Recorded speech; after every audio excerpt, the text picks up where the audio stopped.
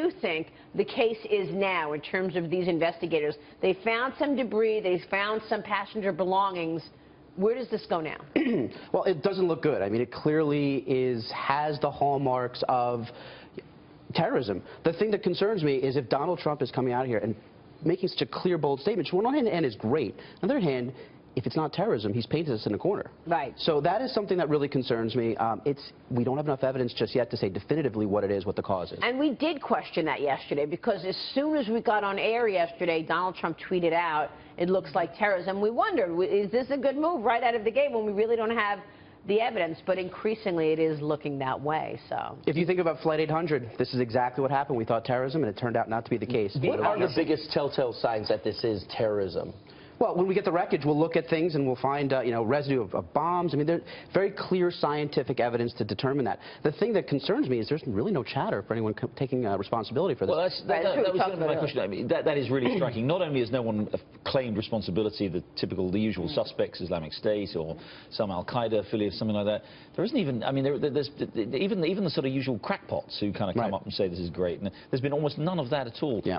That's pretty unusual, isn't it, Naveed? I mean, by this stage, you would think if it were, and by the way, to pull off something like this, it usually would have to be people with access to the plane. There would be a degree of organization and sophistication which would point to a major terrorist organization, and yet there's been no claim of responsibility. That's exactly right. I mean, I think the closest we've gotten is some recycled photos from the old, terrorist attack on the plane coming out of Egypt. So it's very rare. I mean, that's the purpose of terrorism, is to, incite terror. And I think the pilot, maybe, this is what the people are talking about, is maybe one of the pilots was a sympathizer. It's very curious. They had, what, 3 air marshals, which to me... On board. On board. So there's something, there's a piece here that we don't yet have, and it's very curious. I mean, it's coming out of France, clearly heightened security. The chances that someone would be able to slip a bomb onto, an airport in France at this point seems unlikely. Yeah, but what about all the other cities that this plane visited? Right, which Jerry brought up. It was Tunisia and Eritrea before that. Yeah.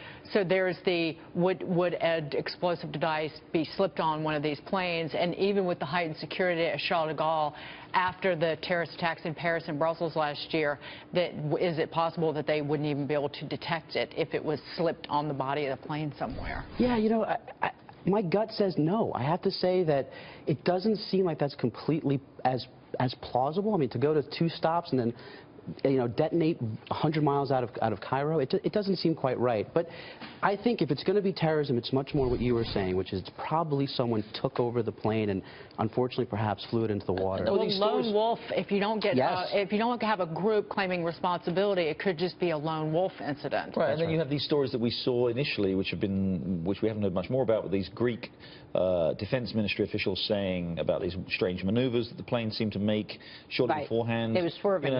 Again, look, you don't want. This is idle speculation on some level, because we're just not going to know until we start seeing some of the evidence, perhaps from the debris, the black boxes, whatever. But does that deepen the mystery? Does it suggest again that maybe, as Dagan says, somebody took over the cockpit? Does it suggest that one of the pilots was somehow involved? That the flight was seen swerving on radar. Right. That's right. It went right and then left. Yeah. I think one of the big things, again, going back to Flight 800, as an intelligence officer, that's usually the big case that we study. And one of the things that kind of broke it was the fact that we had spy satellites that were able to detect an explosion. So it'll be very interesting to see what the U.S. intelligence community gives out in terms of imagery. If there was an explosion, if there was a bomb, there would have been a heat signature. And it's very possible that a spy satellite would have been able to pick that up. And that will very clearly tell us there was an explosion versus, hey, this was a controlled descent into the water. So you're saying that there was an explosion, and that, of course, confirms what witnesses said, that they saw fire in the air. Right.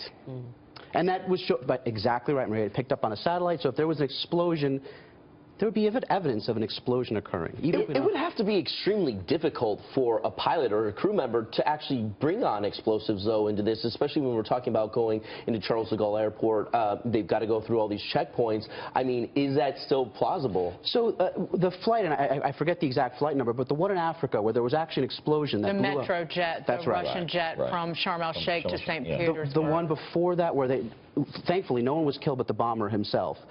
And you saw he actually got the explosion on board from a crew member on the ground. It was the Sharm el-Sheikh, the Russian jet, it was in the baggage. Right, the bomb was in the baggage, and Right. it took the whole plane down. The one you're talking about, the one in Mogadishu, That's it was it. in a laptop, and it was two airport employees That's it. who handed it off to the bomber. And by the way, the flight he was supposed to get on, it was a Turkish flight. It got canceled, or it was delayed, and he got on another plane. So it would be tough to be a lone wolf in this situation, right? You would need to have other crew members to do something. Which is like why this. it goes back to this point of, if this was a terrorist act, you would hear chatter. I mean, it's not, unless it's a completely a lone wolf where they had no support, no money, no backing, they're doing this completely on their own, which is... So does this beg the question now that our country's going to start become more nationalistic and start putting up barriers and not letting certain airlines come through? It's very hard. That's incredibly hard to do. It is. Well, but that's what happened with Egypt, because Russia stopped flying to Egypt after that plane and the went UK down. as well, I think. And Britain did as well, and it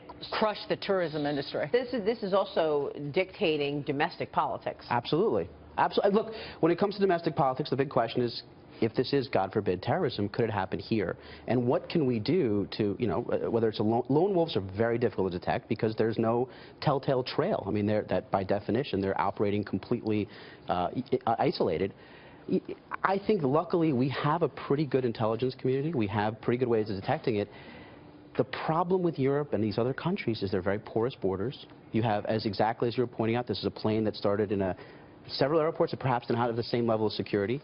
So we're dependent on the security in those countries. Do we know that airlines, I mean, again, I think people generally, despite all the frustrations with the TSA, and my God, we've seen a lot of that. The poor people of Chicago have seen it certainly in the last week or so.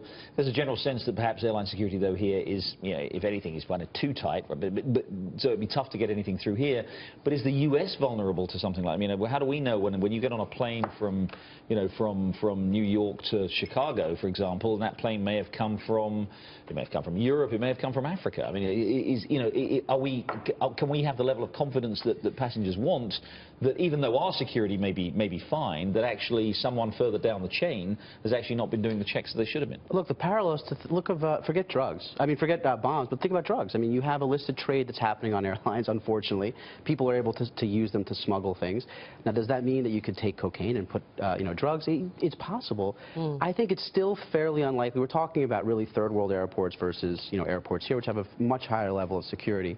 So it is different. But if you're talking about a plane that is coming from outside of the United States, from one of these airports, it's a different question. So as a former intelligence Navy officer, what's the one most important thing we're not doing that we need to be doing? We need to have, we can either be reactive, so we wait for something like this to happen and we react, or we're proactive. We can either fight people and stop things in our backyard, or we can take the fight to them. And I think that that's perhaps the biggest challenge, is that we need to go out there and fight these things. You can either detect it and stop it, well, or you can wait to react. just really quickly want to add, the reason you see the delays, in part, at the TSA lines, is because they stopped funneling people through pre-check who had not signed up for it after the laptop bomb went off on that airline in Mogadishu, because they were worried that they were letting through dangerous passengers. That's one of the reasons. Well, who knows if they were? They may very well have been. Right. Because they didn't check them. Exactly. And they freaked out, and now that's why the lines are longer in regular security check-in. Naveed, thank you.